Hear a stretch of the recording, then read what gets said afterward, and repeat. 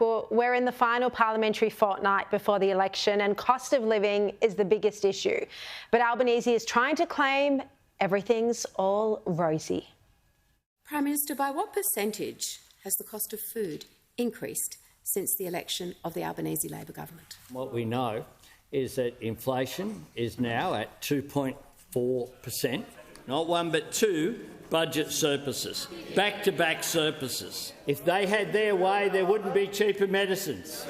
If they had their way, it wouldn't be cheaper childcare. The Prime Minister was asked a question about his promise to make Australians better off. That cannot stray into opposition policy or the previous government. All right, Sky News political reporter Cam Redden joins me now. Cam, as I've said before, this is the Mount Everest of broken promises on cost of living, and voters know it, and Albanese also knows it. How is this now going to play out? How's he going to handle this in the election campaign? I want to give you one statistic, Shari, and it comes from the Bureau of Statistics. In addition to all the inflation data we get every month and every quarter, the Bureau of Stats now records the cost of living index is what they call it. And essentially what this does is it records things like insurance and things like mortgage repayments and the interest that's paid on that as it's gone up. So it actually includes a few more real things for working people. And it says is a pretty accurate reflection of the cost of living. It's gone up since the election 17.1%. So since the election to today, that's how much the collective cost of living has gone up for workers, people that go out, do their job, pay their bills. That's the difference. Now, we're in this strange political limbo land, if you like, where two things are kind of true at once. The government can say, look, you look at the headline rate of inflation, it has come down, that's true. But the coalition is pointing to the pain that's already in the system, saying, look at how much prices have already gone up. And from a political sense, they want voters to punish the government for that. So really where we're at now, Shari, is people have a choice to make. They can decide, well, OK, we are better off now numerically in terms of things could have been potentially worse. And that's the government's argument. Look at the recessions around the world. We didn't go into that. But the coalition wants to really seize on this, saying, hey, you're doing it tough. Look at how tough you've been doing it for the last couple of years. And now's your chance to make the government pay. So that is really the political combat when it comes to cost of living, which is by far and away the number one issue when it comes to swinging votes. Absolutely, and it's coming up in both the research for the Labor Party and the Liberal Party. And look, politicians need research because they don't get out there enough and talk to real people. They think everything's fine. Albo keeps saying, you know, everyone's optimistic. No one's optimistic. Now, here was Peter Dutton in Parliament today attacking the Prime Minister over cost of living. Will the Prime Minister now apologise for promising Australians they would be better off and admit that they can't afford another 3 years of this weak Albanese Labor government? So inflation up, wages down, unemployment low. That is what has been achieved through the hard work of Australians. So, Cam, Labor's attack line, you know, they turned a lot of these questions into attacking Peter Dutton's policy to allow small businesses to claim business lunches back as tax deductions. They attacked Dutton over and over about this. Now, what was Dutton's response to this? And do you think there is pressure on the coalition over this policy?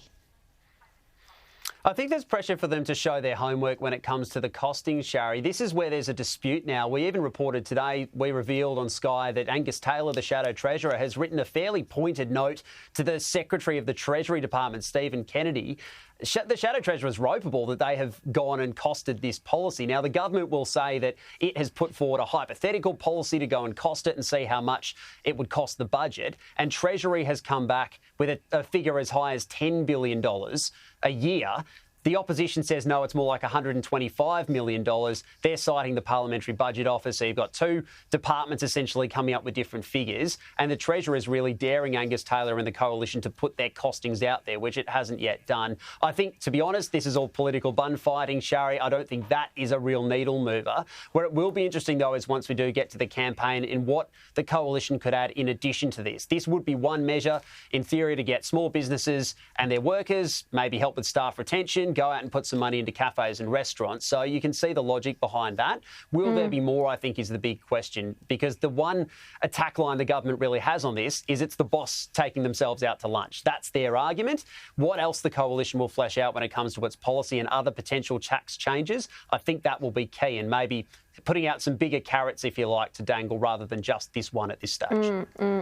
Look, putting the policy aside, I think what it shows is that Angus Taylor is emerging as one of the weakest links or the weakest performers on the coalition side. You know, cost of living is the biggest issue, and you don't see him often doing media interviews. He's not out and about, and Jim Chalmers, you know, can see that he's vulnerable, and so they're choosing to attack Angus Taylor.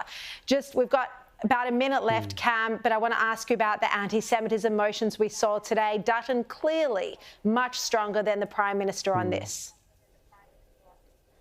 And where this is becoming a political problem too, Shari, is there is a policy difference between the two major parties, because there's been a lot of talk over many weeks and months now, and the condemnation of these attacks and incidents, of course, but there is a genuine policy difference now. We've seen another layer of the coalition's plan for these mandatory sentences that would include, under its proposal, sending some people who carry out particular anti-Semitic graffiti acts, sending them to jail for up to a year, or at least a year in some cases, a mandatory minimum. Now, there would be details about what would have to meet that threshold, but that is part of the suite of law changes that the coalition would seemingly bring in if it wins the next election. The government not going down the mandatory minimums path. And Shari, I know we're so close to an election, so all of this has a political implication, but it's been put to me by some in the Liberal Party that they think this language by Peter Dutton, this proposal for tough penalties, brings seats like Wentworth, for example, into play, that it might bring the Liberal Party some political gain in areas where these attacks have taken place. That's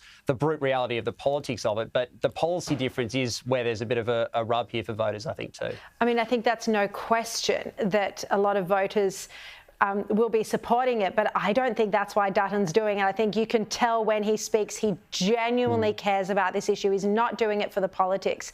You know, you can just see that. I've spoken to him about this issue so many times, and there's no question that it's genuine. Cam Redden, thank you. Really appreciate your time tonight.